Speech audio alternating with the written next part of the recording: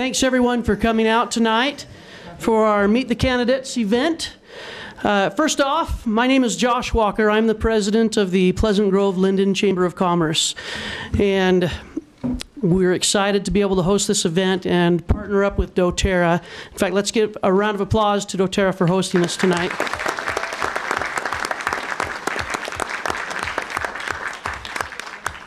All right, well, you've had a chance to do a little bit of a meet and greet with the candidates out in the hall, and hopefully you were able to meet each person, ask them a few questions. They will be available for a short time after the debate as well.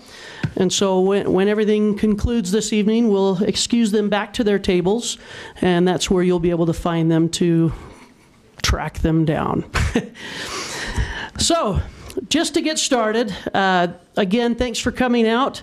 We'd like to start my chamber member, Jake Hoyt, with Rock Canyon Bank. He got caught in traffic, he just let me know. So I've asked Mayor Daniels if he would come and give us a prayer.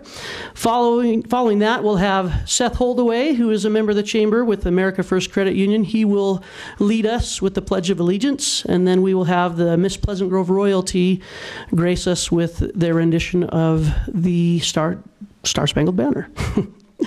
And we'll go to that point. Mayor, if you would come.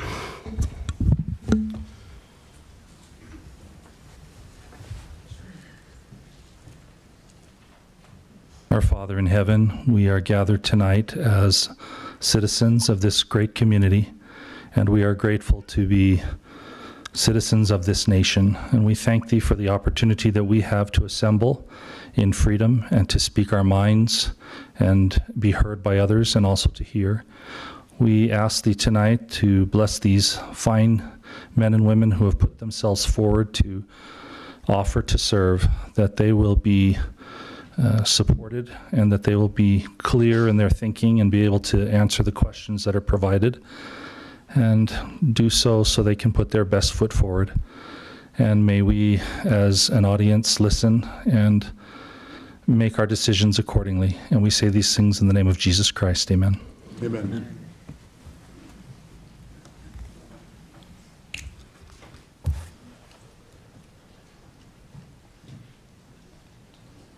You'll all rise.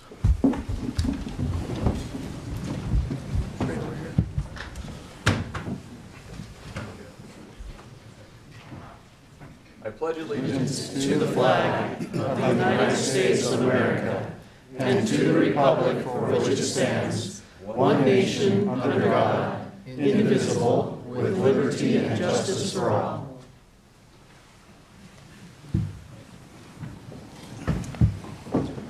Stay standing. Yeah, that's what I thought.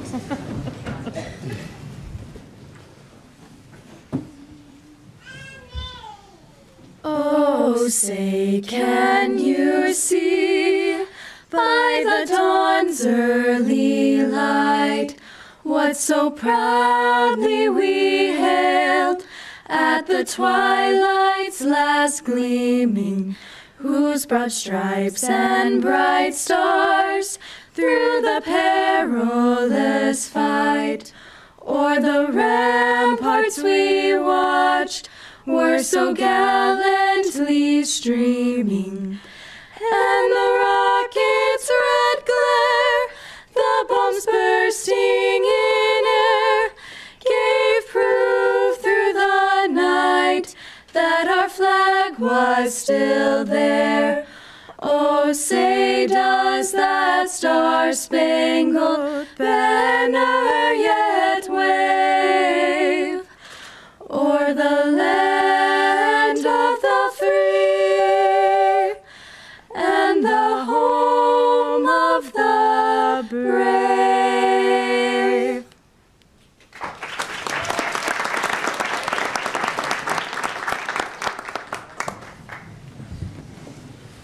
All right. Thank you so much, especially the Miss Pleasant Grove royalty for sharing that with us. I know they need to leave, but some of them at least. But I really appreciate that. Love that high note, by the way.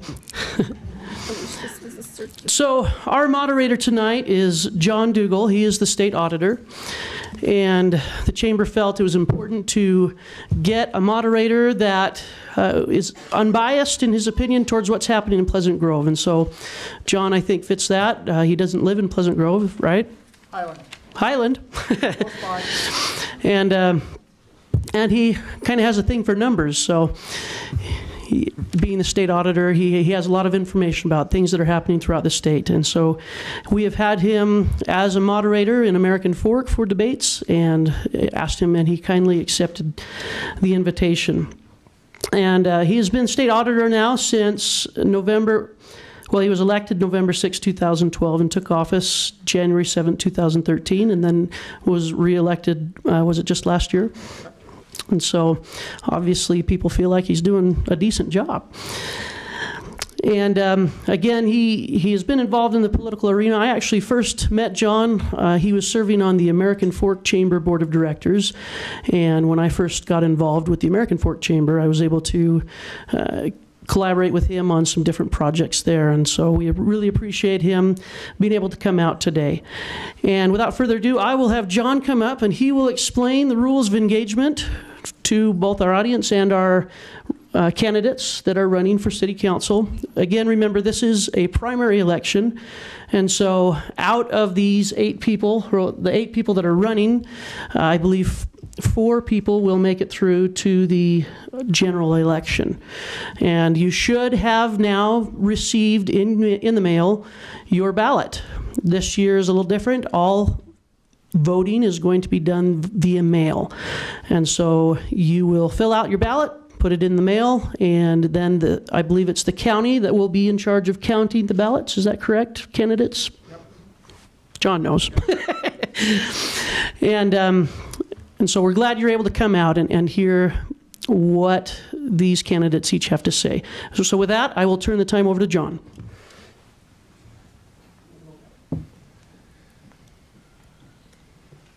Well, it's great to be with you tonight. You guys ready for a debate? Come on. Woo! We don't want you to sleep already to start with. Okay, so the first set of rules, Josh has a timer right there, and he should indicate when your time is close to elapsing. As the time elapses, if you'll join me in applause to politely cut off the candidate and encourage that we move on to the next person. We're going to start with introductory remarks. We drew randomly for seating and speaking order. For introductory remarks, each candidate has 2 minutes. We're going to start here with Jeffrey, and we'll work our way down the table.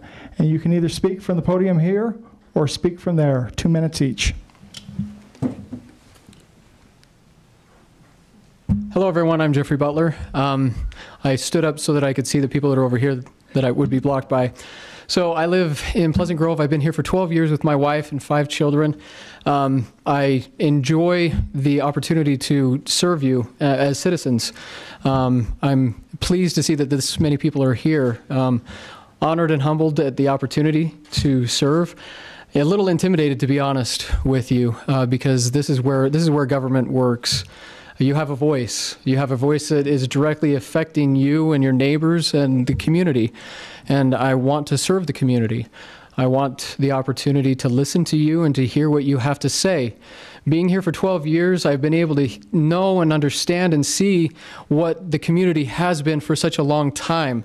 I grew up in Midvale, Utah. And when I was growing up in Midvale, Utah, there were some planning issues that caused it to fall behind. And it was very, very frustrating to see what happened because Sandy, Murray, West Jordan, they were just growing and expanding in a lot of revenue, and it was just awesome for them. And Midvale was left behind only until recently. And so, I was seeing the opportunity that is here, and for my family, when we want to go and eat, when we want to go and buy things, we're always going to American Fork, Provo, Orem, Linden, Salt Lake, in fact, because just, we don't have a lot of options here in Pleasant Grove. We would love to stay in Pleasant Grove. My daughter, she works at Cravings Bistro, and we love it. We want to see Pleasant Grove become what it can become for the benefit of the entire community. So thank you for the opportunity. Look forward to answering questions.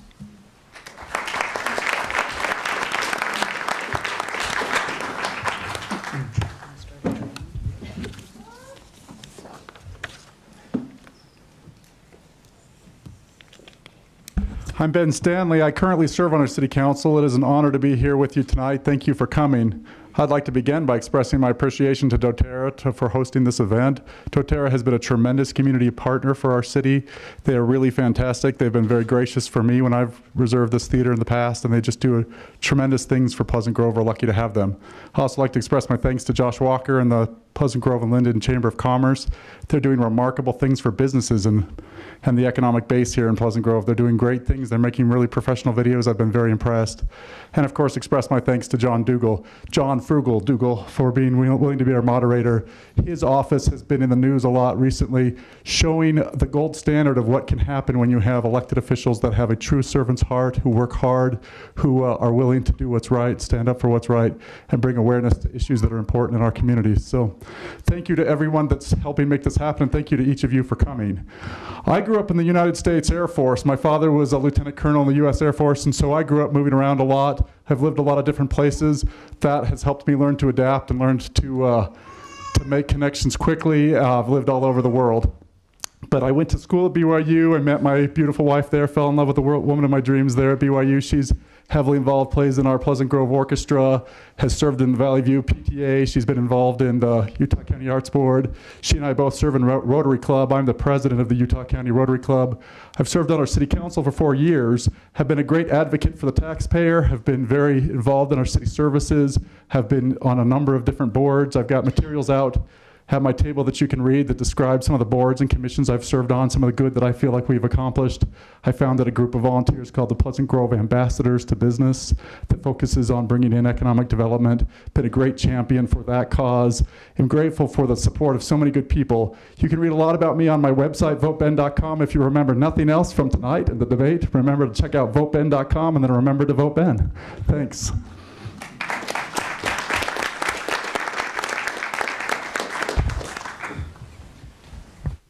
My name is Nathan Stoker. Pull it a little closer. My name is Nathan Stoker. Oh, I turned it off, sorry. There we go. Sorry about that. My name is Nathan Stoker. For the past 2 years, I've been operating the Pleasant Grove Debate Forum, trying to be able to find ways to bring together people's ideas and to try to be able to find common grounds to work with. I think it's important as a city that we find the underlying problems that we have with each other's views in order to find the basis behind what they want to accomplish. The more we can do this, the more we can collect those ideas, the better we can come together with a solution to our problems that we can all agree with. There's a lot of discord and a lot of things going online, and a lot of people in the city don't understand even what's going online. So be able to try to find the way to reach out to the most people has been a big goal of mine, to try to find a way to increase that and to be able to try to merge ideas from other people. When I was asked to sponsor the Prop 3 road initiative, I knew that roads need to be minimally funded. I know we need to prevent them from falling further behind. And they had a way to try to hold the city to doing at least that much. And so I was more than willing to jump on that. There was a lot of criticism about how we would do that by taking $2.6 million out of the budget. And I've heard Benjamin Stanley and other people during the council meetings offer up ideas and things that weren't being looked into as well as I would have liked to. When it was challenged and the city came up with their response, it was a big hit to me because I love the services that our city offers. I love our library. I love our pool. My kids love those services, and to see those things go away would be a huge loss to our community. But by gathering the ideas, I've come up with some plans and some opportunities that we can work together and have a solution that everybody can at least moderately agree to. And it's a collection of the ideas of other people that I've heard. And my reason for running was just to try to bring an option for the citizens to have those ideas on the table. And I'm very grateful for the opportunity to try to serve you and to bring my ideas as well. Thank you.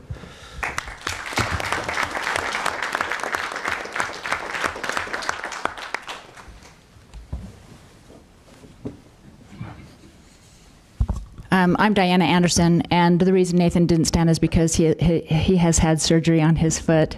So I'm very grateful for the chance to be here. I have been on council for 3.5 years, and I've learned a lot. I can hear my granddaughter in the background.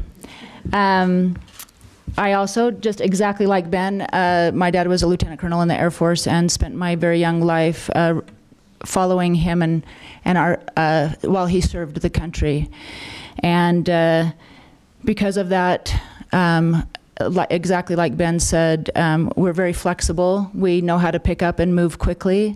In fact, on my 3rd anniversary with my husband, I said, I really don't know what happens now because I have never had a relationship longer than that.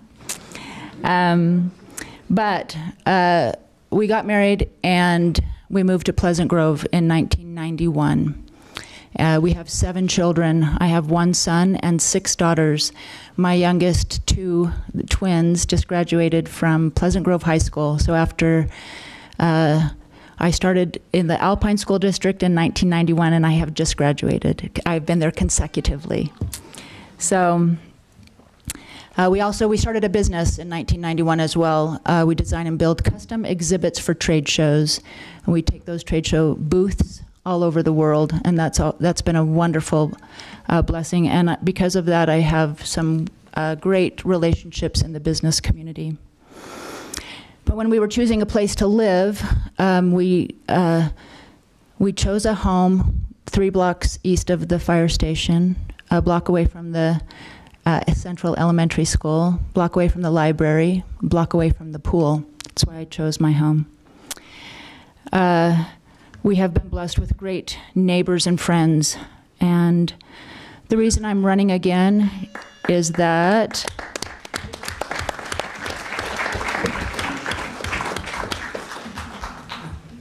I'll let you come. I don't know. I want to know why you're running again. I'm almost willing to yield the time, right? No, my name's Todd Williams, and thank you for being here tonight. You know, I grew up in Sandy and lived there for, I won't even tell you how long, until I got married. Met my high school sweetheart, and we fell in love, and she waited for me while I served a mission. And then we came home and we had 3 children here in Utah. And times as it were, and finances as it needed to be, we moved to Arizona, to a little town called Gilbert, Arizona. And I fell in love with Gilbert. Gilbert was a great community. And the reason why it was a great community is that it had the things that my kids enjoyed. It had rec center programs, and it had pool programs and sporting events, and it was a great, clean community. And at that time, I kind of thought, you know what, I may try to get involved in city government, because we need leaders that understand what makes a community. As I moved back to Pleasant Grove, I started working with Omniture, and we eventually sold to Adobe. Professionally, I work with businesses every day, and to not only heal their issues, but to bring economic development to them through. I'm in the technology field, and so I got asked a couple of months ago, Todd, will you run for city council?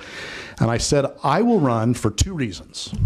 And I've shared that with a couple of reasons, but number 1 is to heal the divide that currently exists between our city and our citizens. And then number 2, to bring economic development into the city, to raise our revenues, to fund roads, and to pay for the other necessary needs that we have as a city.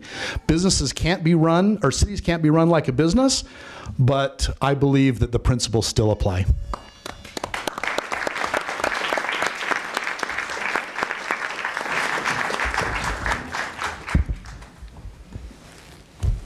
I'm Blaine Thatcher, and I've lived here in Pleasant Grove for about 25 years. I've raised my family here in Pleasant Grove, and we've really enjoyed living here.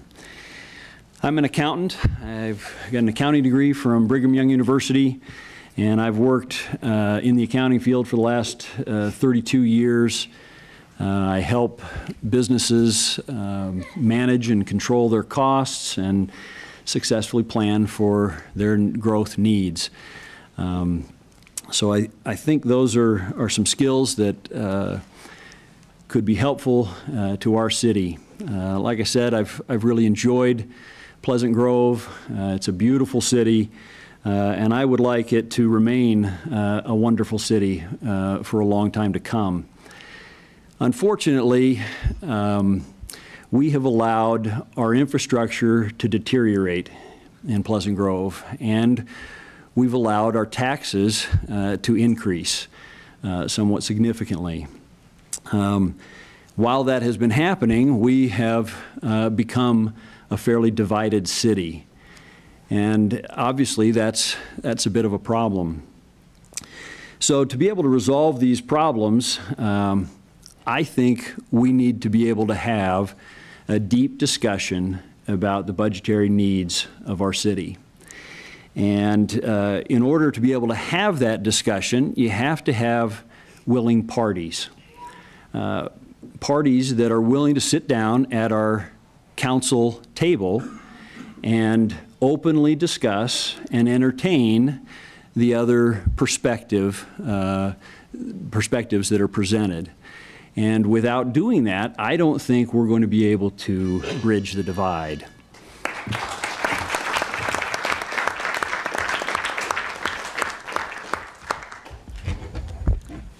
Do you think I can reach it?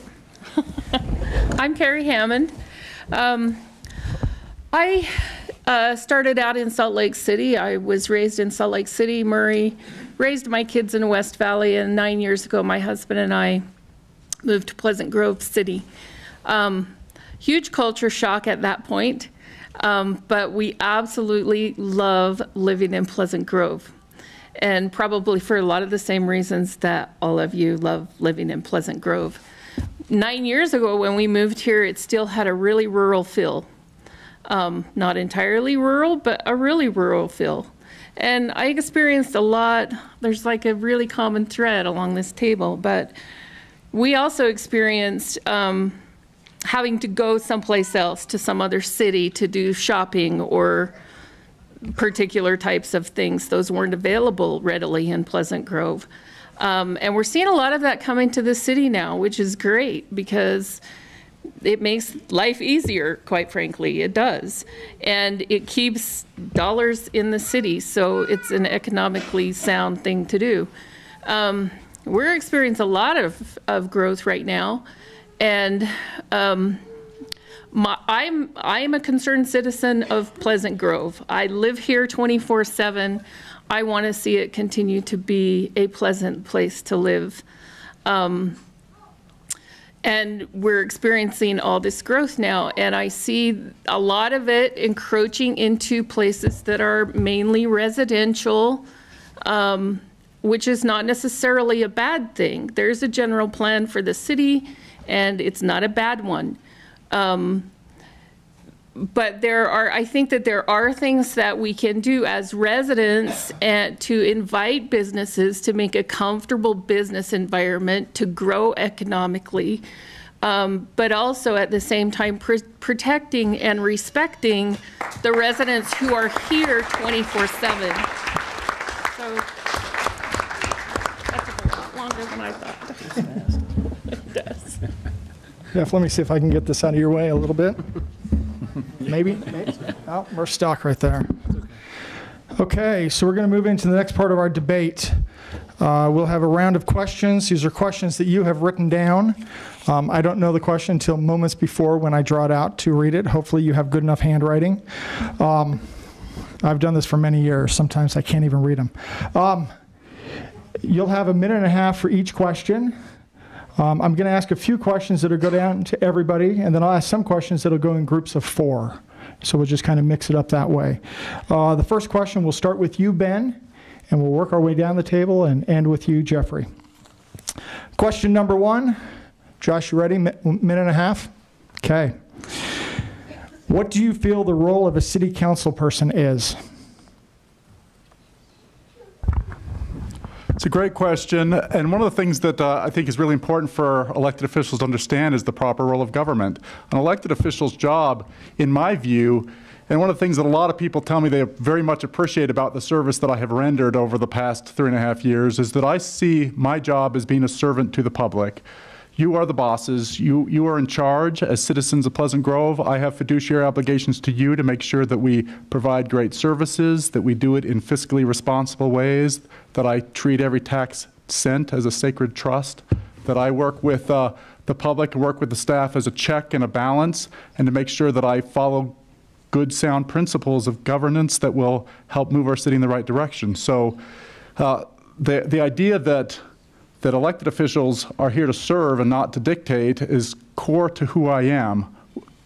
Abraham Lincoln talked about government of the people, for the people, by the people. That's the proper role of a city council person, is to serve you, to be here to work with you, to do what you need, to answer your questions, to be responsive. A lot of people tell me that they are endorsing and supporting and contributing to my efforts because they've never met a more responsive, a more engaged council person that comes to every ribbon cutting, every groundbreaking that's involved at every different level, and always quick to respond to your questions and to be there to serve and answer and do what you want done. That's the job. That's what I love doing. Thanks.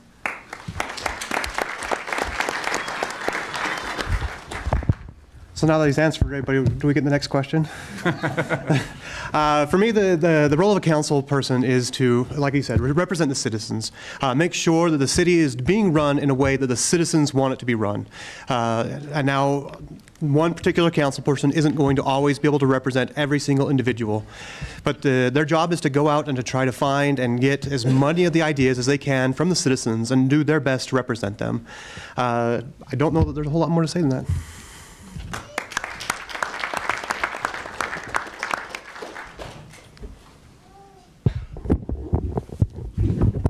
There you go. Oh, perfect. We'll just keep pulling. Yeah. There you go. So before I was on council, I was on planning commission, and there was something that I learned profoundly, and that was how important it was to understand the situation of the city, the citizen, and also the applicant. So every week we have about 10 agenda items, and I find it I love going to the site that we're going to talk about, and I look at it. I stand there and I look at who can see this, how is this going to block, how much traffic. So I really enjoy doing my homework. Also, we are sent a packet, and in that packet we are given information, and then staff, the professionals that we've hired, make recommendations. So I believe my role as a counselor is that I am part of a team. That's with the mayor and with the other counselors. I have one vote. And so a problem is thrown on the table, and you'll find each of us coming from a different angle, a different approach, a different background, and we have talked to different people. And the beautiful part of then is that as we discuss that issue, what usually happens is a very good solution. We make hard decisions for the betterment of the whole city. Todd, let me interrupt for just a second. Does anybody know how to turn the lights on back up here? Yep, control right there. Sir.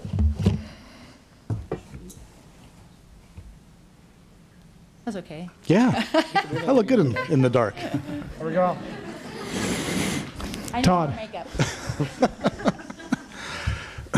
You know, that's a great question. I'm going to look at this a little bit differently.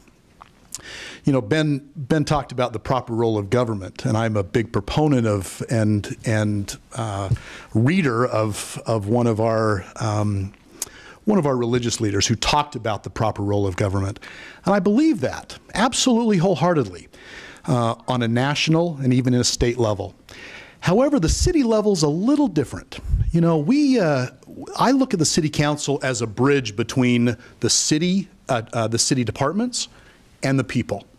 And it's important that the city council members have an understanding of what goes on in the city, speaks to the city administrators. They know what's going on, know what their fears and their doubts and their struggles are, as well as what goes on with the people, what the will of the people want. So in my opinion, the role of the city councilman is to be that bridge. And that's absolutely what I've done in business for the past 30 years. I'm an administrator, an executive administrator, bringing not only products and services to the business, but working with employees to make sure that those employees' needs are met and that we retain and grow employees.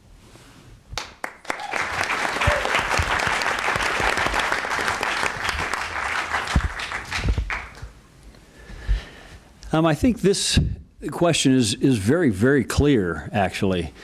The role of a council member is to represent the citizens and their interests, and also to be a check and a balance on the government entity itself.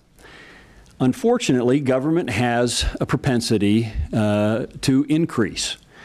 And so without appropriate representation to be a check and a balance on that growth, we tend to see virtually all government entities tend to grow a little too much.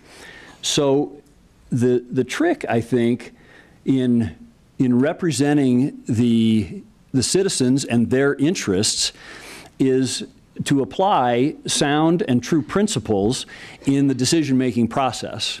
If we're beholden to other interests or special needs or other things, we run the risk of not adequately and properly representing the citizens and their interests. A council member has a fiduciary responsibility to the wise and prudent use of the tax resources given to the city. And so we have to be very, very careful about that responsibility.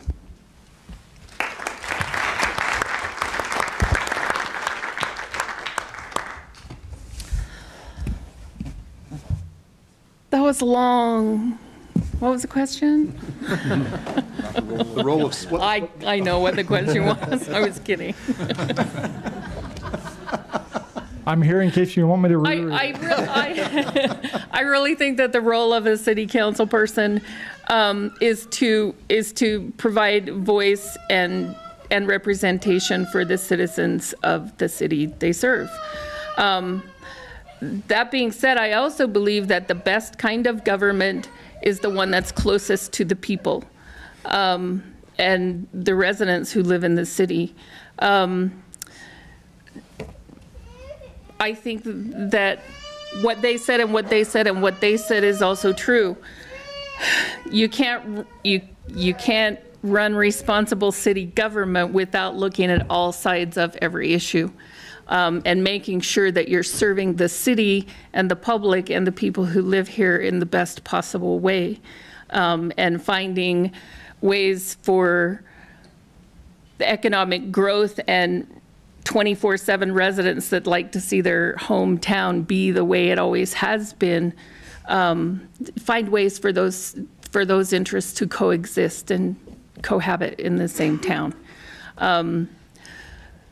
I think it can be done. There's a lot of back and forth these days between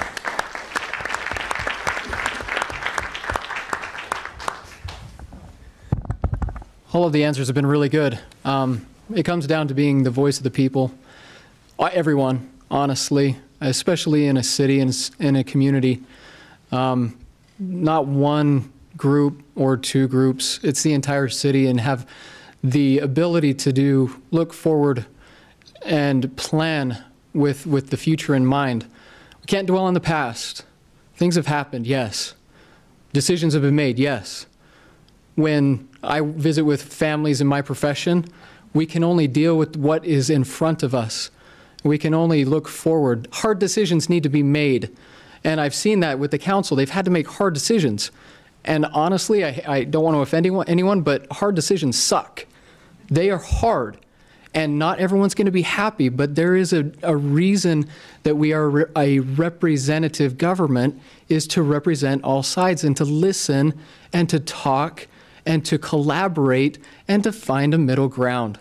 That's what the role of a city council, especially one that has the ability to grant the mayor the pen as we do.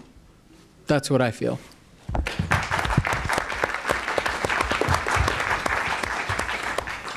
Question number 2, we'll start with you, Nathan, and then we'll continue the rotation. If Proposition 3 passes, how will you fund the rec center, the pool, and the library? If Proposition 3 passes, how will you fund the rec center, the pool, and the library?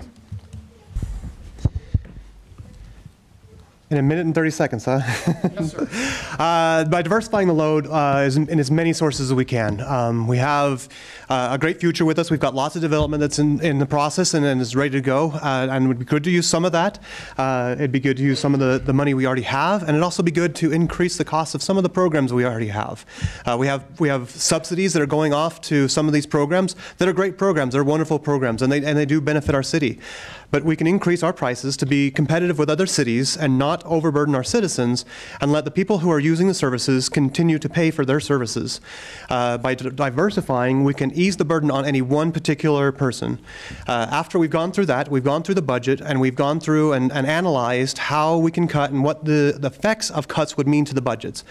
I've often brought up a 3, 9, and 18% budget analysis by department of what those cuts would look to the services. Some of those services we can't cut anything from, and some of them we might be able to cut a little bit. We show the citizens what we have and what we can do, and then we come to them and ask them for any money we might need to continue to cover the remainder of that. I go a lot more detail, but that's good for today.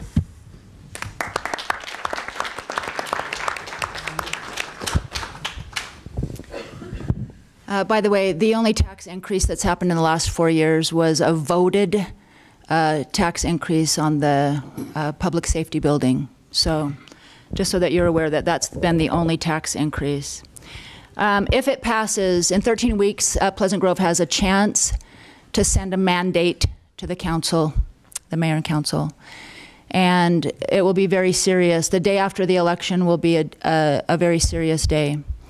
What's going to happen if it passes is that $2.6 million will be coming out of the general fund and will be placed into roads. It has to be spent that year. We don't have a starting date. There is no date on the initiative that says when it's going to start. But what's going to happen is that to replace the services that will be cut from the general fund will cost about $18 per resident or per home per month. That will be a property tax increase. So you can do a $8 road fee, vote no, and an $8 road fee, or you can vote yes and have a vote later of $18 a month to replace that was coming out of the general fund. So $8 road fee, $18 property tax.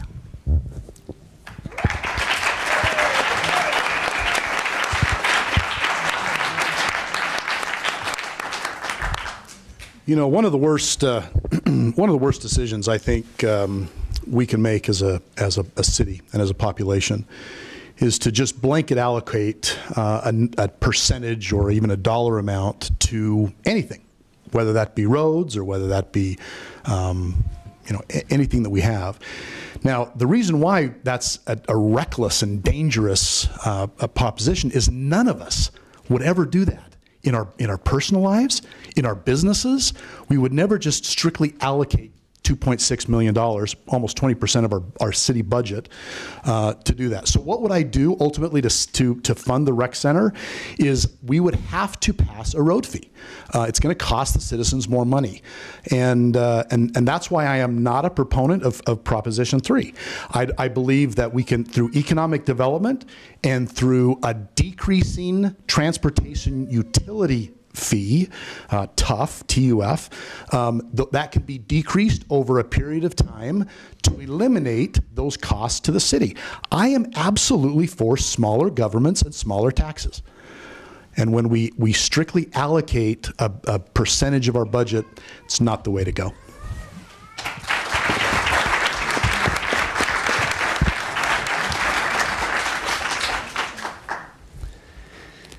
This is exactly where I think we need to have the deep and serious discussion about the budget. It's just absolutely necessary. We seem to be avoiding it as a city because we're convinced that we can't reduce spending anywhere. However, over the last 5 years, we've increased spending in all departments except roads over $3 million. That's just new monies coming in. So when we look at other cities, they've been able to reduce spending when they have big things coming up, they know they want to plan for something. Linden did it before they did their public safety building, and they didn't reduce any services. American Fork has done it. Highland has done it. Provo has done it. So it's clear that we actually can reduce our spending without closing these services. We have to deal with the priorities first. Our problem is we have been dealing with the needs and wants that we like rather than the primary essential services first. So we have to do those first. And I would take a significant look at our existing budgets, roll back spending as we can, and if then we still are short, that's the time to approach the citizens about a tax increase, not before we do our budget review.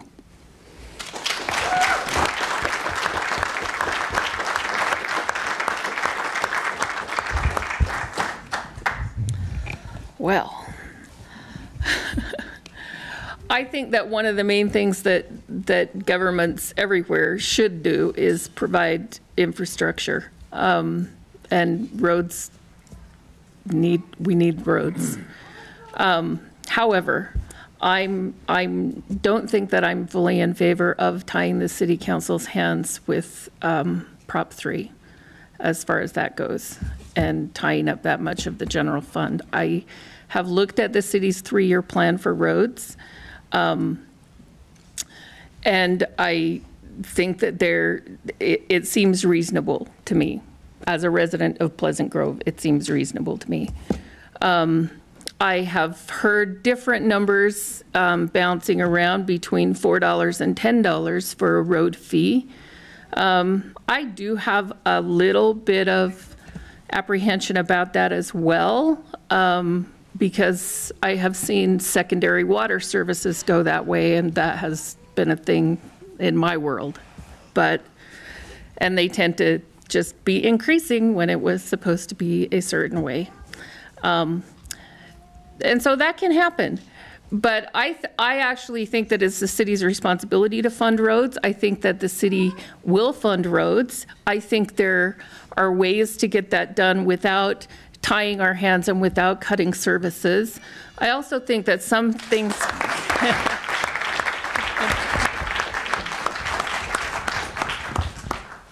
So how will things get funded if Proposition 3 passes? Well, unfortunately, the fees would have to increase, costs to the citizens would have to increase, and hope that they continue to come to PG versus going to Linden and American Fork and other places. You'd have to lay off people. It'd come down to citizens losing their jobs.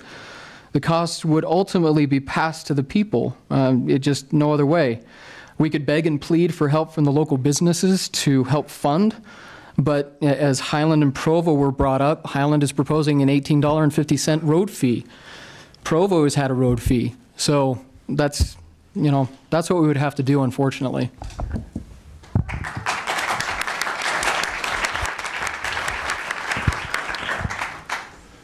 So when you analyze a question like what would you do in a hypothetical if this road initiative, this Citizens Initiative Prop 3, which is called colloquially the Fund Roads First initiative, if that were to pass, just because no other candidate up here has given a little bit of background, let me take 10 seconds and kind of explain. This was a citizen-born effort to encourage the City Council to stop kicking the can with regard to minimally funding our roads. It's actually a $2.2 million remaining gap that needs to be funded based on a study from JUB engineers that the city undertook to figure out just exactly what it would be to start making progress. Right now, our PCI, our pavement condition index, is declining. It's getting worse every year because we're not minimally funding our roads. I have an op-ed piece that I wrote for the Daily Herald. There's a copy of it on my table. I'd love to have you read it. But if that citizen initiative passes, I've heard people at this table say there's either going to be a fee if it doesn't pass or a fee if it does pass. What we need is some compromise. What we need is some working together. There are options as we budget. I get calls all the time from residents who say, I wanted to join a swimming program at our rec center, but we subsidize it so heavily that people from other cities signed up before I got to sign up, and I couldn't even be a part of the program in Pleasant Grove because another city filled it up and it was subsidized so heavily. We could assess user fees. We could look at putting an option before the public in a vote. We could look at budgeting. There's a lot of options. We should explore them all.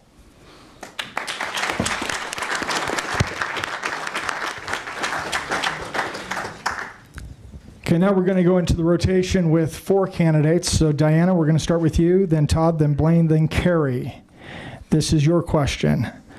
What is your stance on high-density housing in our city? Do we need more or less? Many citizens are opposed to it. Do you think it benefits our city, and how?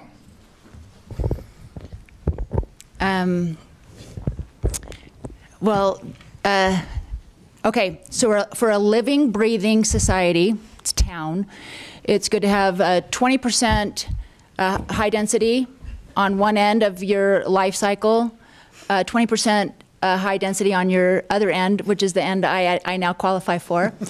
And that was a sad day, 55 plus. Wah! And then the single family homes in the middle. So when a year before, when I was on the Planning Commission, the council at that point put a moratorium on high-density housing. And what it was is we had about 36 units an acre that we were permitting, and we were getting higher on both ends of that high-density living, breathing place. There was a moratorium for, I think, a year, if I remember correctly. And then at that time, the council passed a 12-unit per acre and only in specific zones. So from here on forward, because of the moves of the council, high density, we have fulfilled our obligation for a living, breathing. And high density is no longer a possibility in town.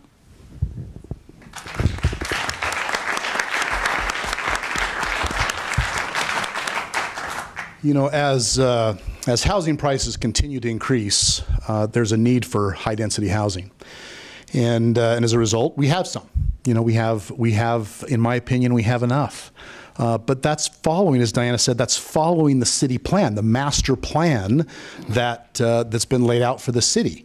And so you can't just, it's not just, no one's going to put a high density housing development into your neighborhood. That's not how the master plan works. And so from my opinion, my stance is that we have enough. It's built out, and that's, you know, that's where my stance is. But I want to use the next 48 seconds to talk a little bit more about that budget, and I guess I can use that time appropriately. But I've reviewed the budget, and I'd be happy to share this with anybody. But this is the Pleasant Grove budget, and I've reviewed it in detail. I can tell you, there's not 18% cuts as Congressman Stanley has suggested, or even as Councilman. What'd I say? Not yet. All in due time, right, Ben? All in due time. Thank you for all the support. Or that Blaine Thatcher says. I don't believe that there's any, well, there's dimes and nickels. There's not dollars or millions.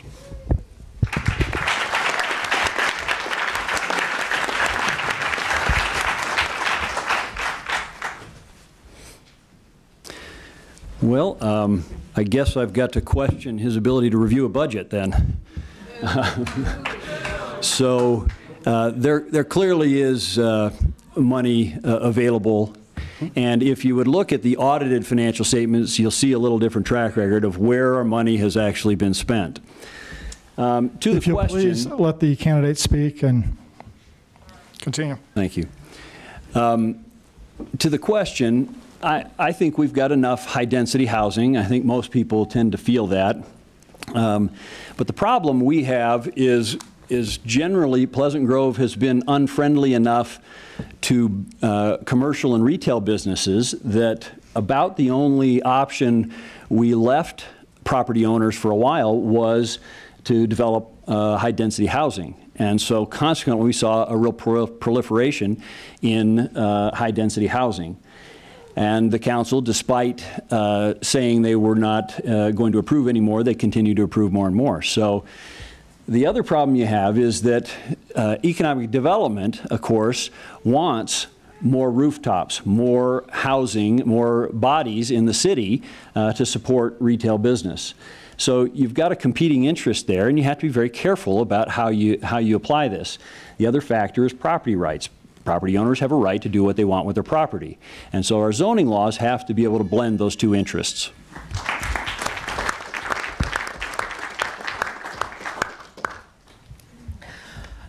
So recently I have learned. Yes, property owners have the right to do what they want with their property within the general plan of the city. And from my point of view, the short answer is no. I think we have enough high-density housing. And I don't think I need to elaborate on that. Well done. Question number 4, we're going to start with you, Jeffrey, then Ben, then Nathan, then Diana. This is kind of long, so let me read it. There was a recent finding by the State Records Committee critical of the relationship between Pleasant Grove City and Strawberry Days Association. What would you do differently to better comply with the law and provide transparency?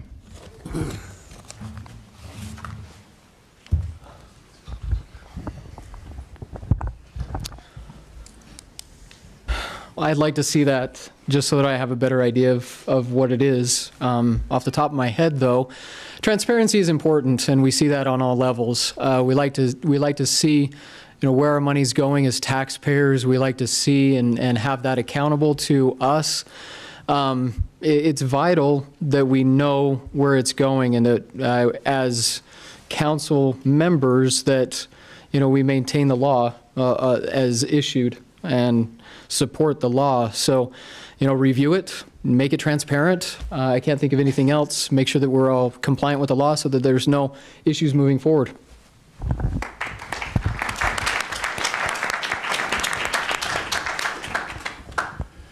So I've been a great advocate for transparency. It's one of the fundamental things that will rebuild trust in Pleasant Grove and heal division, is if the city can be trusted to be upfront and open with information and the public gets the answers to the questions that they ask.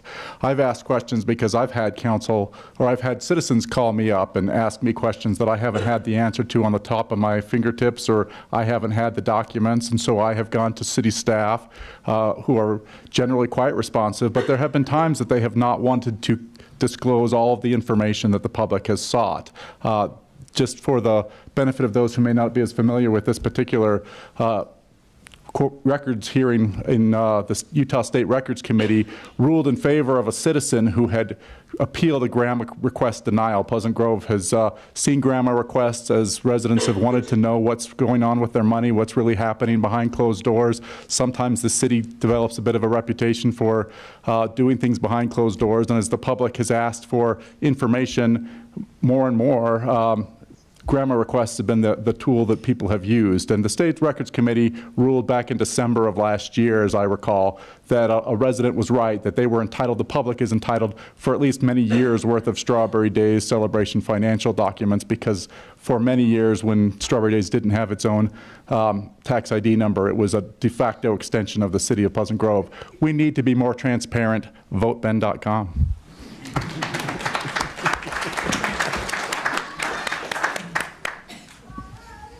So I'm not on the council currently, so I don't know all the intricacies of the detail of the Strawberry Days, what questions were being asked.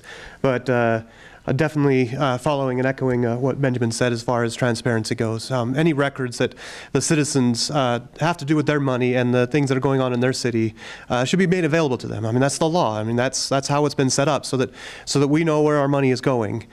So anything that the city's part, that the councilman would be responsible for, would be to facilitate or to encourage the city to provide any information that the citizens ask for that they can.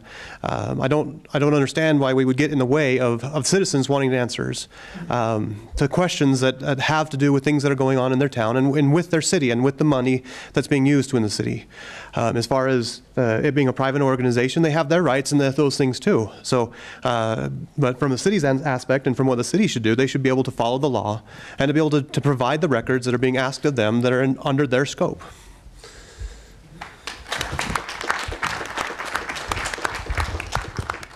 This really is kind of unfair for the gentlemen that haven't been on council before. So a couple years ago, about 3 years ago, there were some questions about improving the rodeo grounds. And from that stemmed a very in-depth study of the relationship that had been going on between Strawberry Days, the rodeo committee, and the city. So there were questions about city money. And for Strawberry Days, the city pays for the float and the beautiful queens. And there's some trade. We use some of our employees for some events. For example, there's fire and police at the rodeo. So those monies were disclosed, and those were the only city monies, the only taxpayer money. So has anybody been to Strawberry Days? And anybody worked in the concessions, flipping hamburgers on a Friday night? Those are all donated volunteer. And Strawberry Days has run by volunteers, hours and hours. There are certain families that have devoted their lives of a week or months, and I'm just very grateful for that.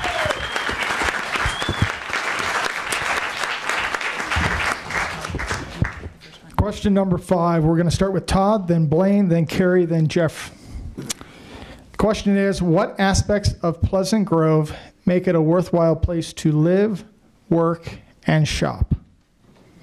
What aspects of Pleasant Grove make it a worthwhile place to live, work, and shop? You know, we really do live in a great place, and I've as I've talked to residents and as I've talked to department heads and city councilmen, it really is a great place. As far as the growth and the things that I like about Pleasant Grove is my neighborhoods, my clean streets, those type of things that really bring community to ourselves. I think one thing that really tears us down, and one thing that we really as a citizenship need to work on, is the bombastic rhetoric that exists on social media. That is absolutely, it's evil. And I'm going to call on all citizens to get off that. I started getting involved about 3 years ago, started reading some of these issues that are going on in the state or the city, and I immediately got off of them because of the evil, deteriorating nature.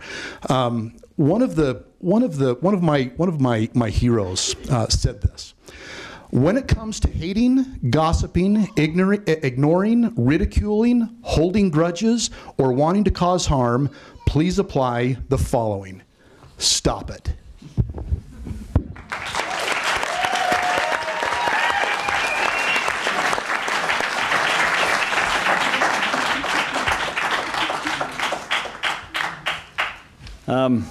For me, what makes Pleasant Grove a worthwhile place is really two things.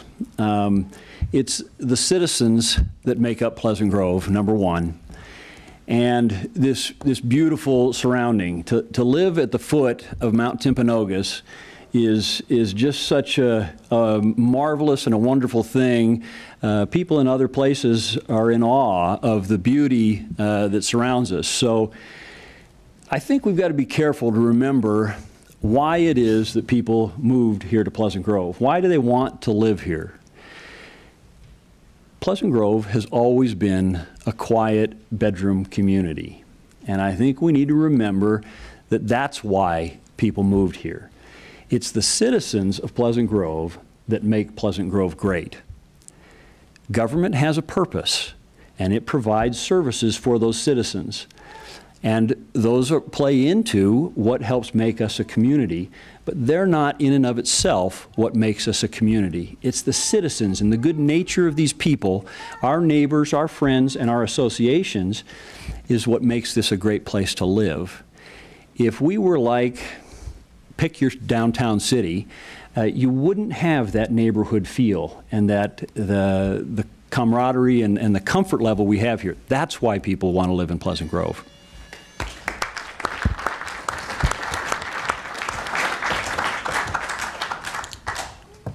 What I love best about Pleasant Grove, one of the things that caught my eye when we first moved here was the tagline, "The City of Trees." And I hope that we're going to be able to keep that tagline, "The City of Trees," and live up to it, honestly. I love every day stepping out of my house and looking at those mountains. They're breathtaking, and I never, ever tire of it. How about you? And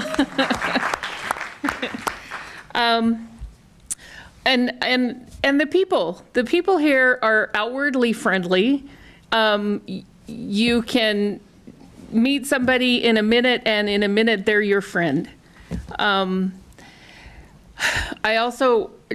Before I forget, I just want to piggyback on what Todd said there about the social media, and I'm not going to lecture anybody about social media, but I've always had this philosophy that if you have a problem with something and you're just outwardly critical of it without having a solution for it, find a solution. If you're not part of the solution, then you're part of the problem. And so that's what I would have to say about that. So I would encourage everybody, go ahead and disagree. Healthy disagreement is good. It leads to discussion, which leads to solutions. And I think that's great.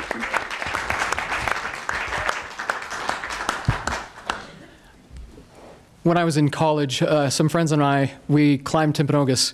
We were attending BYU, and when we got to the summit of Timpanogos, we looked down, and I looked straight down, and I'm like, wow, that is just really cool. What is that community down there? And a resident of Pleasant Grove, he's like, that's Pleasant Grove, and it was kind of funny. I was like, that looks so pleasant, and I felt like an idiot. Honestly, he's like, duh. It's Pleasant Grove, and it looks so pleasant. When my wife and I, we were looking for a place to live. We lived in Springville for some time, and we were looking for a place to build a home. And we just got drawn, literally drawn to Pleasant Grove. We were looking at American Fork, Lehigh, that area, and we were drawn to our neighborhood. And we love it. We love it. And it's been said, nature. I love looking at Timpanogos. I love running, and I love looking out over the bluff from 2600 North and looking over the rest of the valley, looking at the lake, and then turning down south on 20th West and looking up at Timpanogos. It's just gorgeous. The schools have been great for our kids. Our kids have blossomed within the junior high and the high school and the elementary. The neighborhoods, and I love going to Cravings. I love Purple Turtle and the history there, Taco Amigo and the history that's there, and Firebird Pizza, etc. and so forth. There's a lot that is to do. I want to bring more to it, so there's more reason to live and grow and enjoy Pleasant Grove.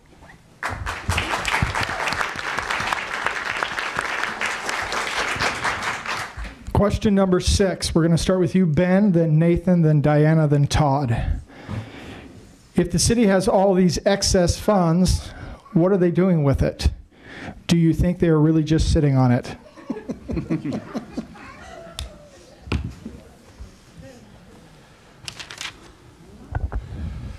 So yeah, the city has state mandated, required rainy day funds. There's certain thresholds we keep in reserve. We have money. There's been much made on social media and other places about how Pleasant Grove operates lean. There are questions I get from members of the public all the time, though, about priorities and what we do with the money that we have, and whether we have the meaningful discussions over whether we prioritize the way we should.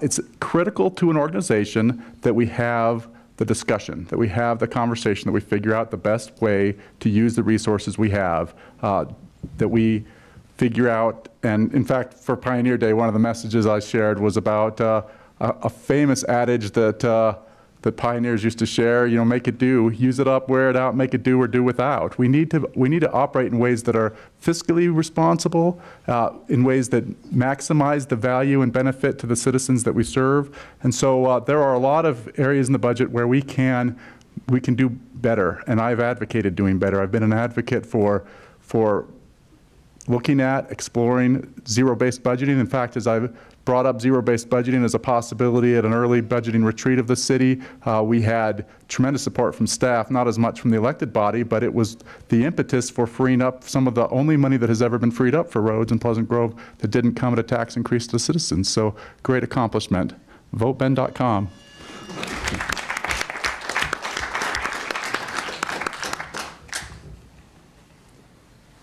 So I think there's a great misunderstanding when it comes to the philosophy and the reasoning behind Proposition 3. Proposition 3 wasn't saying the city has $2.6 million that they're just hiding in these gray, shady areas that they're not even spending, and then we can just come in and take that money.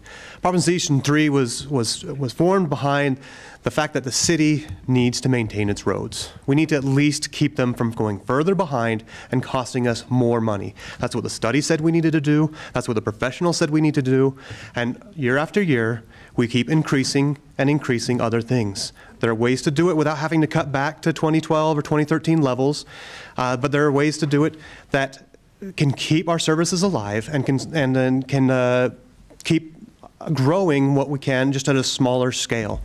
The problem is, when you try to look at the budget to find where these things are, it's really, really difficult. We have funding mechanisms to pay for equipment through our capital equipment programs.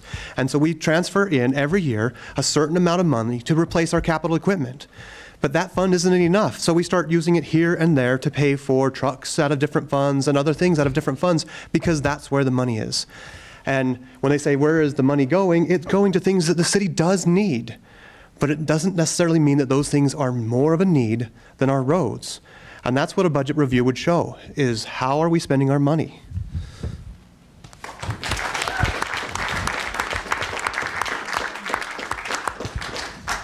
So, and I don't know if you've seen the graph that's out there that shows the general fund revenue per resident, and it has several cities, with Linden being at 970 and Pleasant Grove being at 340 per person. So when we hear about big money just laying around, we run lean. I had a really smart guy say, what was the most important service of the city? And it's the service that you're using at that moment. If you're driving, it's the road. If you're turning on your water, it's your culinary. If you're in a park, it's your park. So I just want to say this about our budget. 70% of our money is people. These are, we pay people to serve us. So there is a guy, when you flush your toilet, there's a guy that makes sure that that sewer goes all the way down to TSSD and then gets treated and goes out to the lake. Yes, there are there's some operating expenses and there's equipment, but 70% of every dollar that you pay is a person who is serving you. That's your snowplow driver. That's the guy who's mowing the park.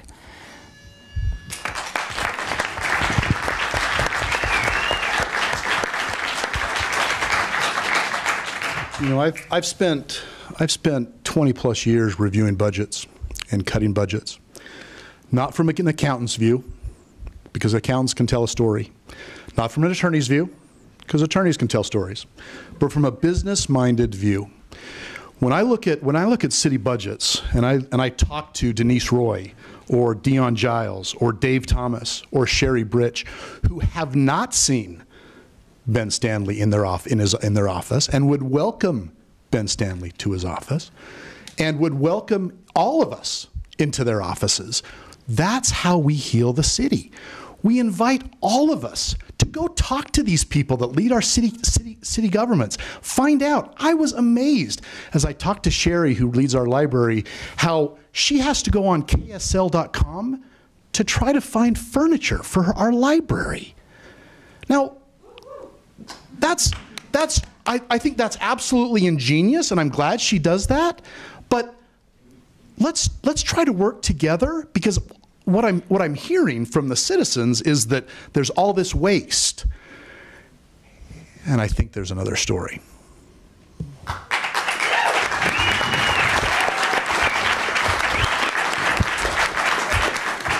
John, if I may, can I request a point of privilege? No. When we come back around, if you'd like to answer a different question, that's perfectly fine, but we'll keep rolling with the questions. Question 7. We're going to start with Blaine, then Carrie, then Jeffrey, and then Ben. The question is, what will you do to improve the relationship between city employees and citizens? What will you do to improve the relationship between city employees and citizens? Blaine. Well, I think this is somewhat of a tall task here, but it's very doable. And I think the secret in this lies in understanding the proper role of government and having elected officials that will actually sit down and have the deep discussions with our city employees. We seem to be afraid to have that discussion right now as a city. And accusations of, how much is in the budget that could be cut and these kinds of things. I've seen a lot of budgets, and I have yet to see one that can't cut something from its budget, okay? So the city employees are a valuable resource to us as Pleasant Grove, as citizens of Pleasant Grove, and they provide a function that we ask them to provide. So obviously we need to work with them, but we have to remember that they are here to serve the people of Pleasant Grove.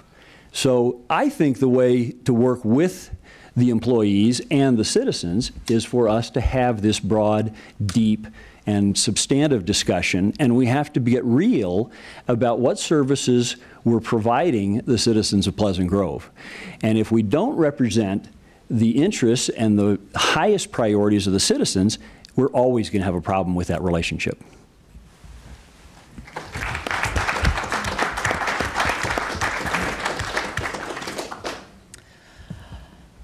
Oh, big question. There have been, and I have experienced myself, times when I have dealt with city employees where I haven't felt like they were honest with me.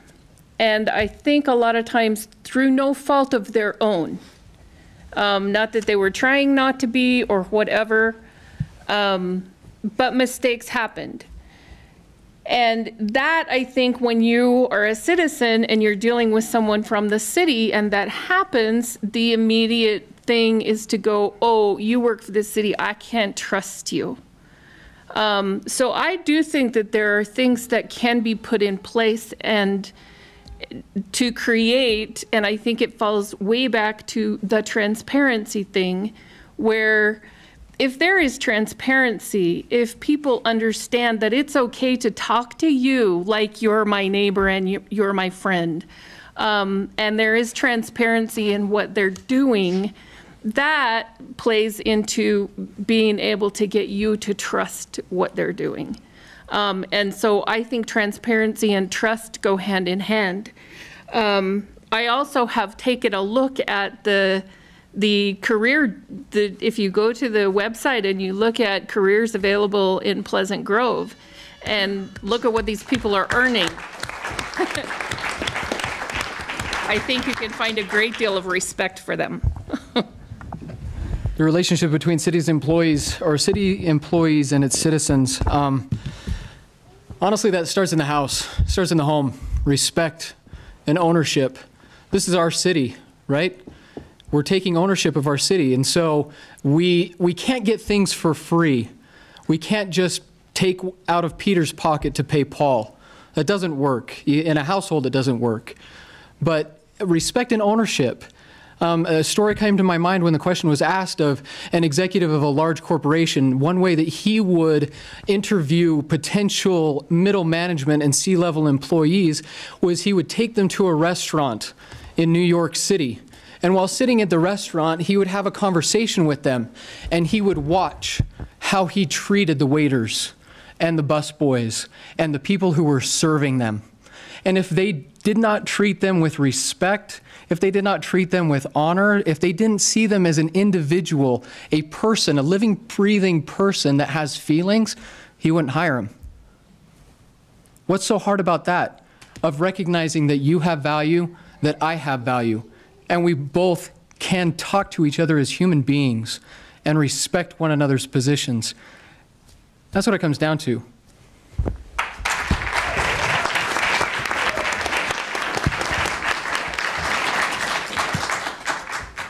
As the president of the Utah County Rotary Club, one of the values that we talk about, we do a fourfold test at the start of all of our meetings. It's the code of ethics for Rotarians. Is it the truth? Is it fair to all concerned? Will it build goodwill and better friendships? And is it beneficial to all concerned? And so those are the standards that will build relationships, build friendships, build unity, build healing of a divide. As another candidate up here made an objectively false claim about my visitation with directors, I think it's important that that not stand. There is an important need, if we're going to advocate kindness and say stop it when people gossip and misrepresent, it's important that we also do not misrepresent. I understand that certain campaigns are predicated on negativity, that they are against the citizens, against the citizen initiative, against incumbents, but it is not appropriate in a city of ours to be dishonest and to objectively misrepresent facts. I've met with Sherry Birch, I've met with Denise Roy, I've met with Tina Peterson, I've met with Scott Darrington in their offices many, many times. I've been in office for 3.5 years. We communicate regularly by text. There's no one more engaged and more involved and more aware of the needs. I've been to lunch with our police chief and our county commission chair and our state representative. I have great relationships with state leaders. We need to follow the Rotarian guide, and that will heal and that will build unity and that will make our community stronger. That will work.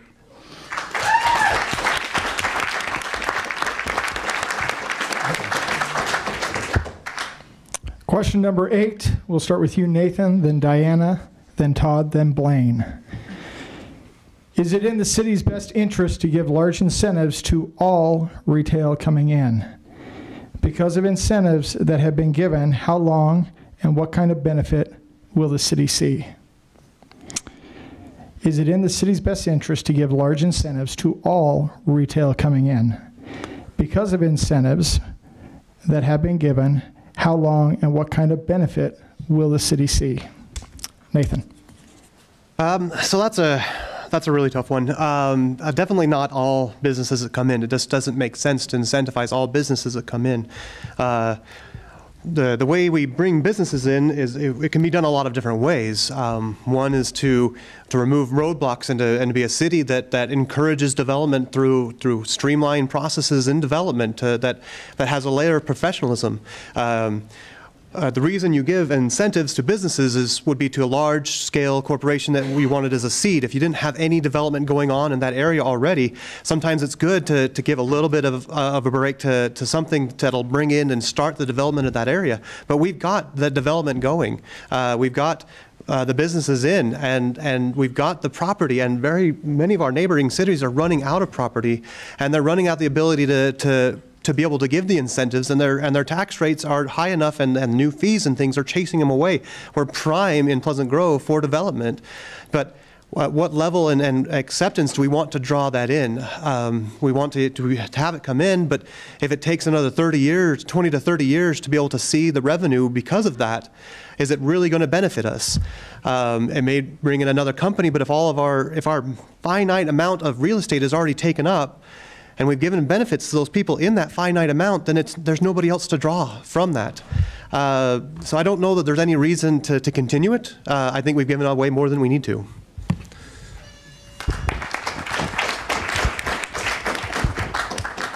Yes. That was my Lynn. That was my ode to Lynn. Yeah. Yes. I think we've given 3 that I can think of. I need a nod from maybe Mayor Mike back there. In fact, we're sitting in one, and an incentive. And we need to define large, and to large company. So about 4 years ago, there were about 400 acres that were undeveloped, and I think. I don't think doTERRA will ever understand what they've done for Pleasant Grove. They've kind of put us on the map for health and wellness. The bike park added to that. So what happens is on an incentive is that you give on an increase, so the property tax, for example, if there's a $50 million building, the property tax value of that is we say, instead of collecting all of that property tax for a certain amount of time, we're going to let you keep a portion of that. So we still get an increase. We have a very good guy, his name is Randy Sant, who writes packages to make sure that the impact is covered.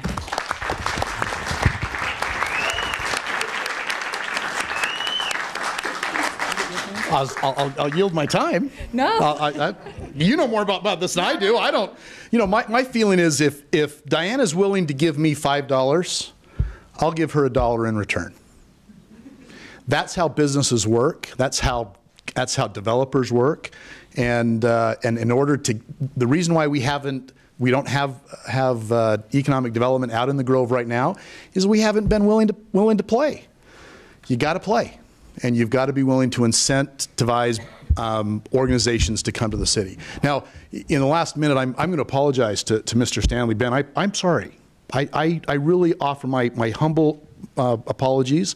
I didn't mean to represent, but I think from my standpoint and from all of us that are on this stand, and even the concerned citizens that are out there, let's spend more time with them. I'm absolutely convinced that if we will get to know them and get to know them better, take some more time. If you've spent some time, spend some more time.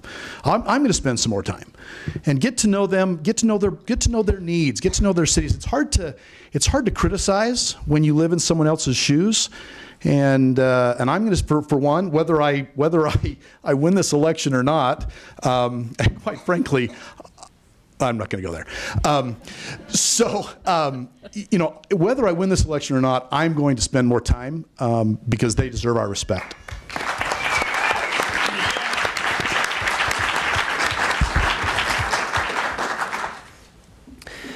Well, the reason you offer incentives to business is to attract business when you need to get economic development going in an area like Pleasant Grove.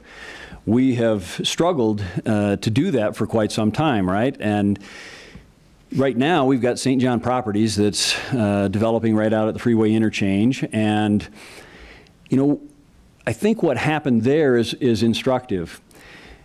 St. John Properties wanted to start their first phase of development, and we made it so difficult for them to be able to develop what they wanted to develop that they took a break.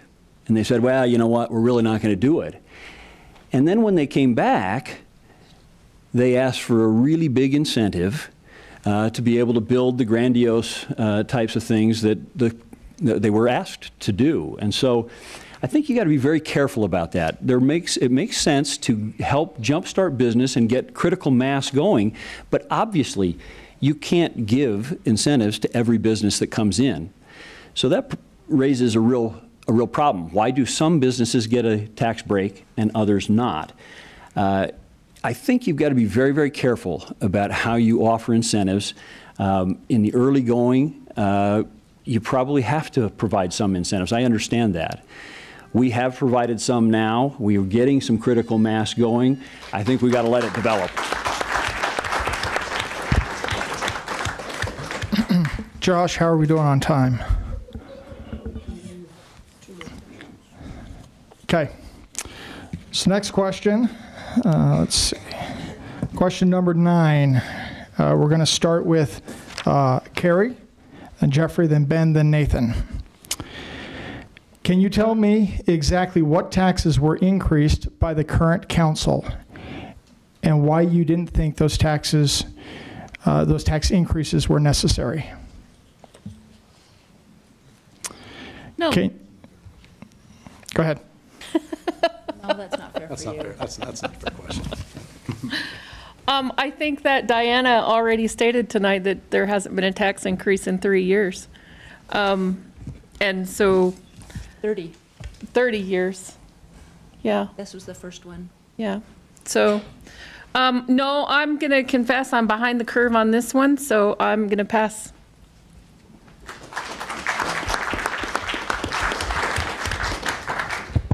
So from what I know, the taxes or the fees that were associated or implemented by the current council dealt with the public safety building, and I think it was appropriate. Just maintenance of the existing property, existing buildings, to bring them up to earthquake code were exorbitant. It's unfortunate, but it is necessary, and it was necessary, I feel.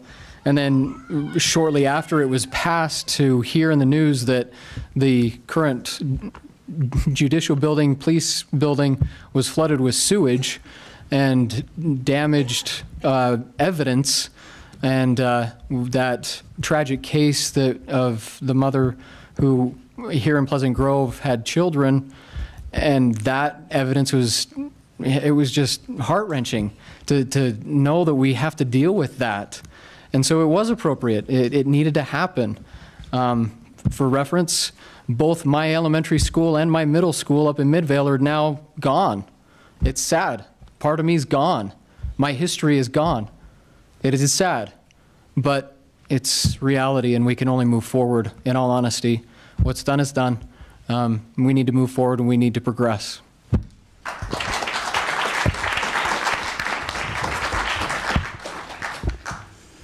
So the significant tax increase that I've been getting a lot of calls about and emails about recently is, of course, the property tax increase related to the PSB bond. We saw that pass with about 62% of the public's vote in November of last year, and that increased your property taxes. If you haven't gotten it, you probably will in the next couple of days get your property tax assessment from the county, and it includes an increase, in some cases a pretty significant increase for people for their city portion of that bill.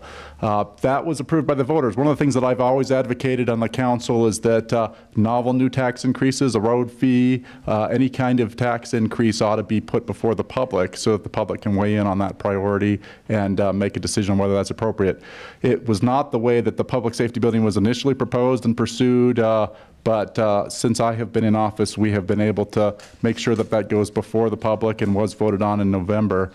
There was a public vote and an increase associated with the rec building that the voters approved. There have been fee increases in our city as we've seen utility rates rise, in some cases in situations that have raised concern with the public, and I have certainly been on the forefront asking the questions, making sure that we explore the necessity of every fee increase. There are some fee increases that make sense. We've increased cut fees when people cut into our pavement so that there's a way to make sure we recover some of that cost. But yeah, I've been an advocate for letting you have an involvement in those big questions.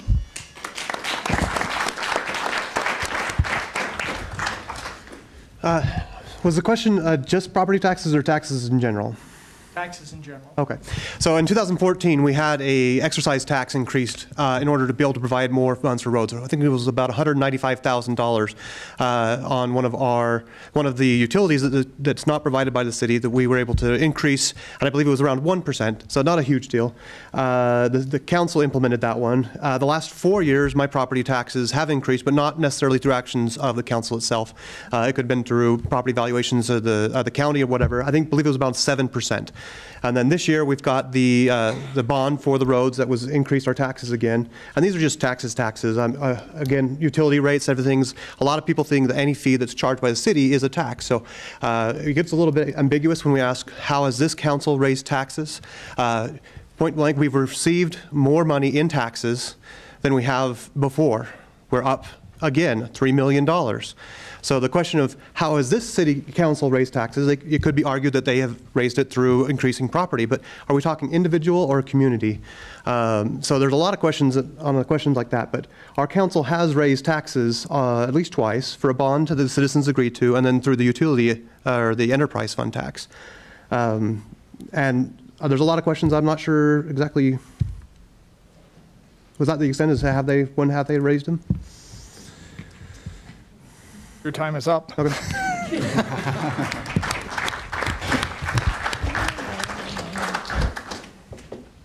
Question 10. We're going to start with Diana, then Todd, then Blaine, then Carrie. What principles guide you in deciding the difference between wants and needs, especially if budget cuts are to be made?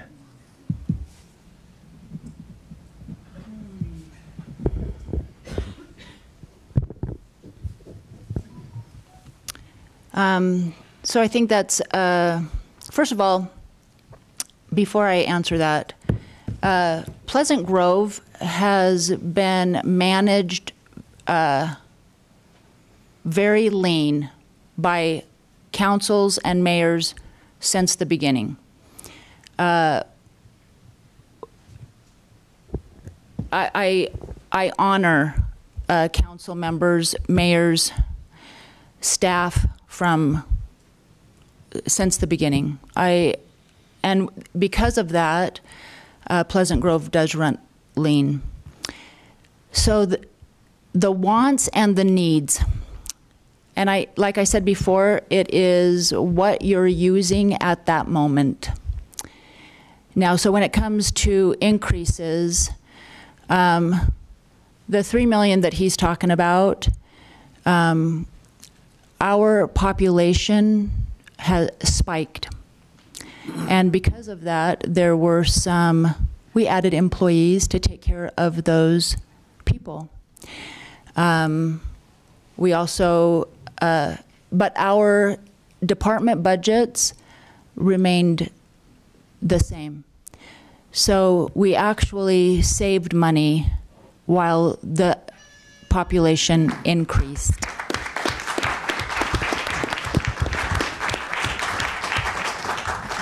You know, this is a great question, because as I look at my experience from a needs and wants, in a business standpoint, you allocate your needs and wants based upon what's best for the business to generate more revenue. In a city government, that's different. In a city government, you really focus on just needs, not necessarily wants. So it's almost an unfair question, because the city doesn't work on wants. You know, the city council doesn't say, well, we want this, we want this. A city council should base their principles on the needs of the citizens. Public safety, recreation, roads, things like that. So that's how I would, we got to look at city government as the needs of the city, not necessarily the wants of the city.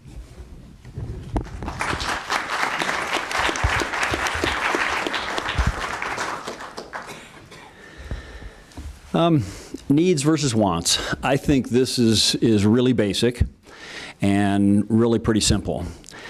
I think it's very clear that we are dealing with some wants rather than some of our needs. Roads are obviously a need.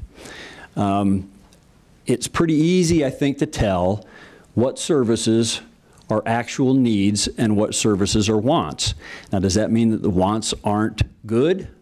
No. It just means they're lower priority than the needs.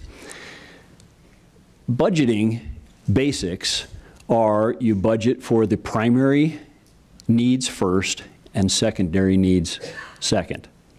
It's really that simple, and if we don't understand that, that's why there's a disconnect with the citizens, and they realize that roads, which is clearly their primary need, is not being addressed. I need to address taxes real quickly, because I think everyone needs to understand that our current council has asked for a tax increase in every tax that we have, and that includes fees, and they are asking for a new tax. So they didn't get the sales tax increase, but they got an increase in everything else in the during the last council's term.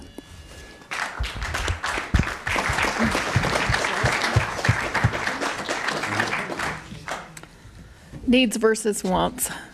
I think it's the job of city government to address needs such as infrastructure, emergency services, public safety. But I also think that we need to look at community services. If children can't use a library, they can't maybe read.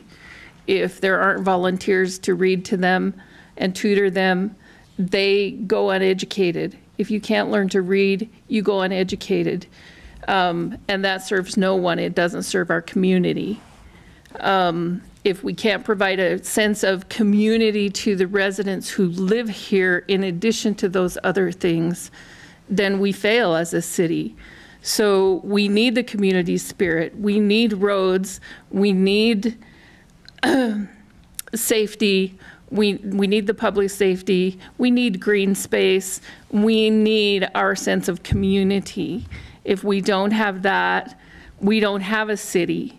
So I think that you look at all of the needs, and like Diana expressed, it's the thing you're using right now. If I need to go fetch water and I can't get across the bridge to go fetch water, then I need a bridge, right? So it's the thing you're using right now. Roads are a priority, public safety is a priority.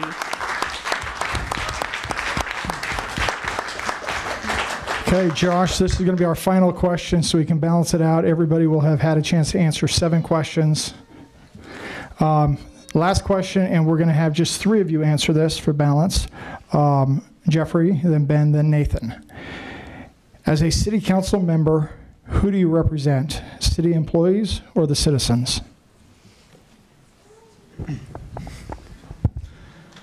I represent the citizens, all of the citizens, but it was said earlier, the bridge between the citizens and the city employees, really, and respect both parties, respect who they are, give them honor for who they are and the role that they play, and the concerns that they have. You as the citizens, you have concerns, you have issues, you have things that directly affect you, that you feel very passionate about, and that's very obvious by the division. You feel very passionate, and there's a reason that the council people are supposed to, we represent all of you, not just one side, not just a specific percentage of the population. It's important to get information and to make decisions that are informed on those points, but you aren't beholden to one group. You're beholden to the entire community to make, as Carrie said, a community feel. If I listen to one section of the community and leave the senior citizens out to dry, what does that do to the community? If I listen to another section of the community and we don't have parks, we don't have recreation, we don't have the opportunity for our kids to enjoy this community that they live in, well, we've done them a disservice as well. And the employees, they're the ones that help facilitate the grounds, help make the infrastructure work. So it's a two-way road, but the citizens come, we have to listen to them.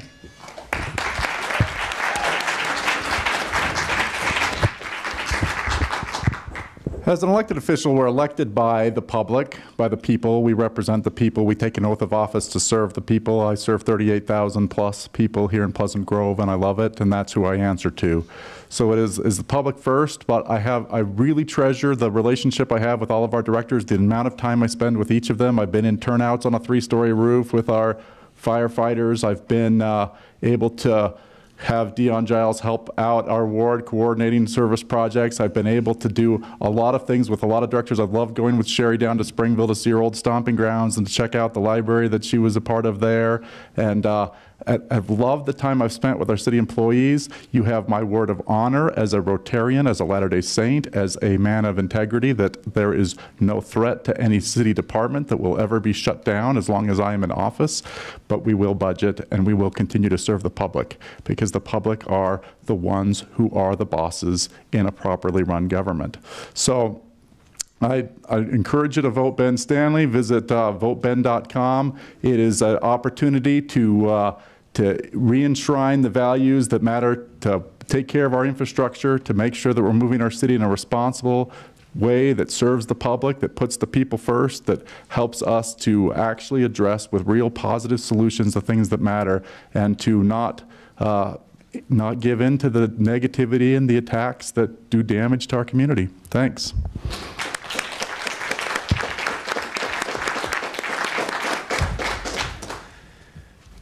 So naturally, I'd want to say that the council's job is to represent the citizens, and that's who there's elected them, that's who's given them the job, but they're also supposed to be the leaders of the community. They're supposed to be the ones that are leading the city and helping to represent the citizens with the city, but the majority of our city employees are citizens, so they need to be represented as well.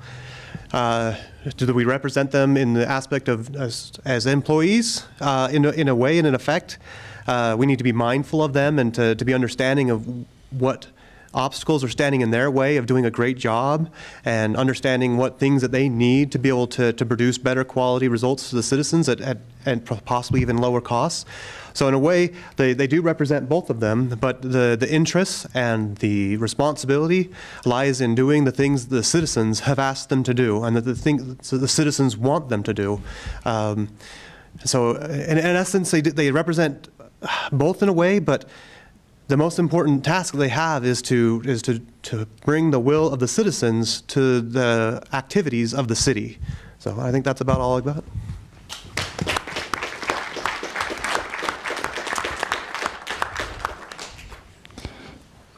Closing statements, 1 minute each. You want to set your timer for 1 minute. Okay, in closing statements, we're going to start with Carrie, then Blaine, and we're just going to work our way back this way down the table based on how we drew. You have 1 minute each for closing statements. Carrie.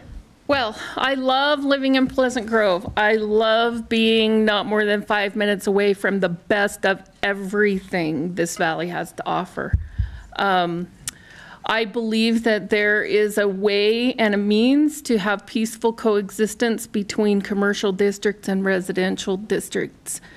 I believe that there's a solution to every problem when we come together as a group and work toward solutions to those problems, whether it be roads, new taxes, community centers, pools, whatever it is.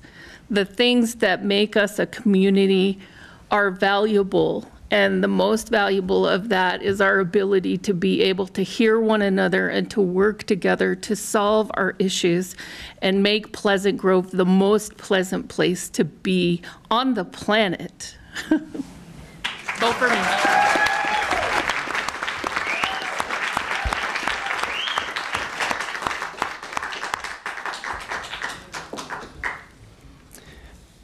We can fix our roads and our infrastructure and maintain all of our other services in Pleasant Grove. We've not been doing that, okay? We've been neglecting the most significant part of our budget, roads and infrastructure. We have to get our house in order. And when we get our house in order, it becomes infinitely more doable to fund all of the other needs and wants in our city. But we have to do first things first, and that's why we need to prioritize the budget. This election, I think, is shaping up to be a pretty clear contrast. We got some people who want to prioritize the budget, and we've got some who want to fight against the citizens' call to prioritize the budget. That's a pretty clear statement. All you need to remember, I think, is that this council elected to put $0 out of new money to roads this year. You know, I'd like to thank you know, the current city council, the mayor, city volunteers, the volunteers that make Pleasant Grove what it is. You know, all of us at this table, we have different ideas, we have different experiences that that just bring a different view to our city.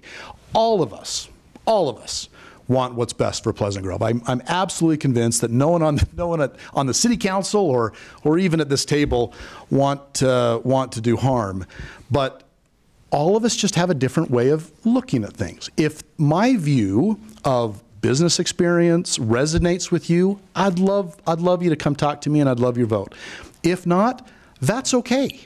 I'm not asking for everybody's vote. I am not a politician, nor will I be. I am the guy who will make sound principles based upon my experience to run our city the very best way possible. Thank you.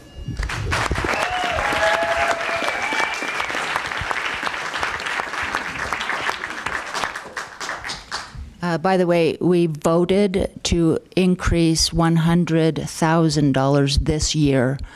We have increased every year. We are funding roads, and we're taking care of services.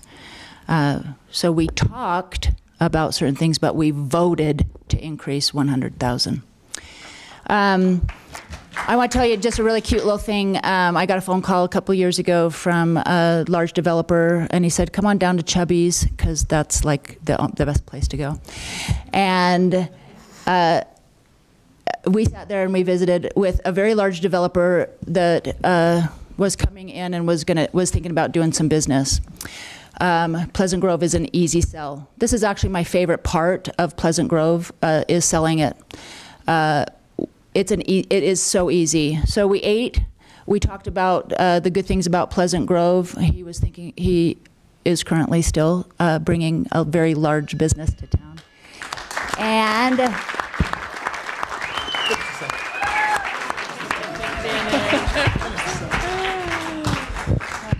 they're coming. Well, thank you all. I'd also like to thank you all for coming out and to participating and to getting involved. That's very key and crucial to government working and functioning properly. I think it's really interesting that there are people that are opposed to the city being bound to minimally maintain our roads.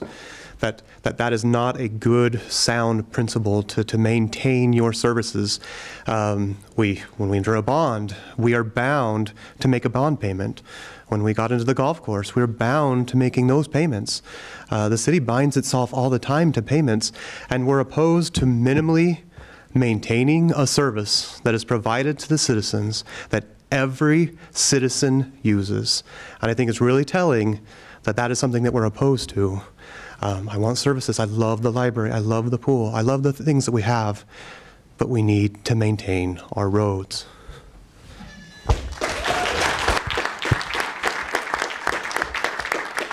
So I have an unusual tradition at the end of a debate to pay tribute to the other candidates that are running. So I'm going to take 5 seconds each. Jeff, I ran into as I was out knocking doors this weekend. I came to his house. He's a really nice guy. I know we have a shared supporter who has his sign and my sign. Nate, I love the fact that he's putting out real solutions, very specific solutions and proposals to solve the problem. Diana works hard. She is on a lot of economic development things. I see her at the chamber events. She and I, people tell me that if they love the way the city's going, they're voting for me and Diana. We're the incumbents. Todd, I love to see new people get involved. I think it's great. I know he's told some people that he hopes he doesn't win. I hope you stay involved, Todd. There's a lot of value in being involved. Blaine, very, very smart, very involved for a long time, done a lot of good for our community. I think you can all tell that Blaine has deep principles and a lot of courage. And Carrie, boy, we have some of her family supporting me, and we just love how good and sincere she is. She would be wonderful for our city. VoteBen.com. Thanks.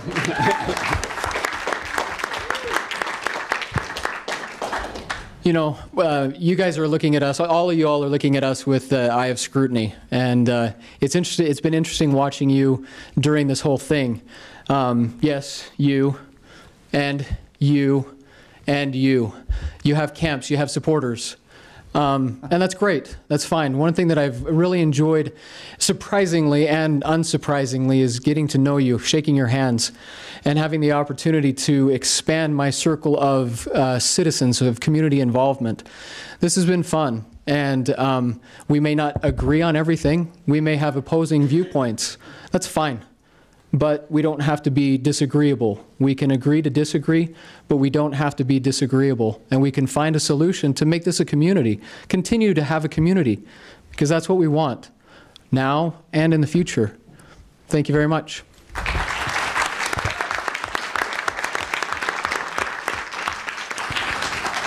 I know from experience it is not easy to sit here in front of you and answer a lot of questions. So it takes a lot for these folks to get up here and pitch their ideas and try and convince you to give them your vote. So let's give another round of applause for the candidates.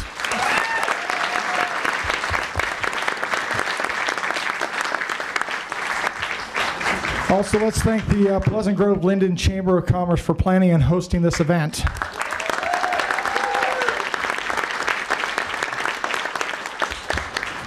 But I also want to thank you. Look around. There's a lot of folks that are here. I know you had lots of other things you could do tonight. But I know Pleasant Grove's a lot bigger than what we have here. So you have a lot of work to help inform and educate your friends and neighbors of what you learned tonight. And I know I had like 8 questions about Prop 3, and I only read 1. So there's lots of questions about Prop 3. Feel free and visit afterwards with the candidates. But thank you so much for coming tonight. All right, let's give a round of applause real quick to John Dougal for coming out and being our moderator. So just to wrap up, again, we appreciate all the candidates for coming out tonight. You know, it is, as John said, a difficult task to put yourself out in the public spotlight, really the public target practice in a lot of cases, and let your name and your reputation be out there for everyone to see.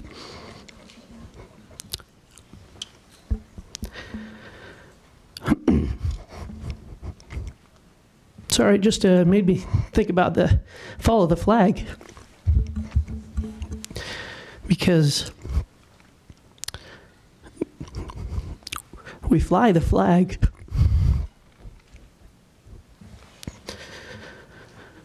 to signify our freedom, to have a citizen being able to voice their opinion about how the money in the city should be run one way, or another citizen being able to voice an exact opposite opinion.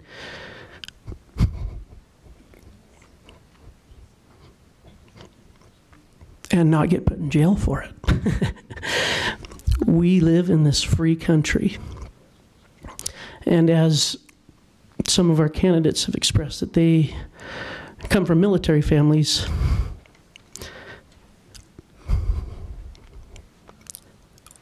they give their time, their energy. And I guarantee, blood, sweat, and tears to make this community a better place. So I'm just going to finish sitting in City Hall, well, in the city administration building, is a little plaque which says, "Why is there a G on Little Mountain?" Under the direction of Principal David Gurley, the Groverians of Pleasant Grove High School's class of 1921 voted to put a G on the mountain instead of on the new school. They were an exceptional group with enormous pride in their school and community. And they began their splendid accomplishment, as it was called in the yearbook. The area was cleared, the G was framed, and then filled with rocks and whitewashed. Another quote from the yearbook gives us insight into this group's respect for their community that we would do well to emulate. So remember this, in your conversations in person, in your conversations on social media, wherever you may be. You live in Pleasant Grove, there's a G on that mountain. And the G stands for, we were green, but we have gradually grown in gratitude toward our parents and school and for the grand opportunities presented to us. It signifies that we will not growl or grumble, but will become great through growth in Pleasant Grove. And we'll leave you with that thought. Thank you for coming tonight.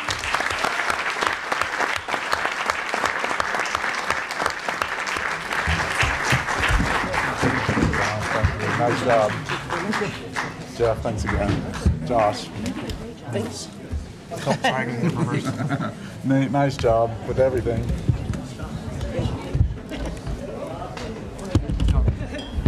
Thank you, sorry. Very intimidating following you, though. You did fantastic, I thought. You were really substantive.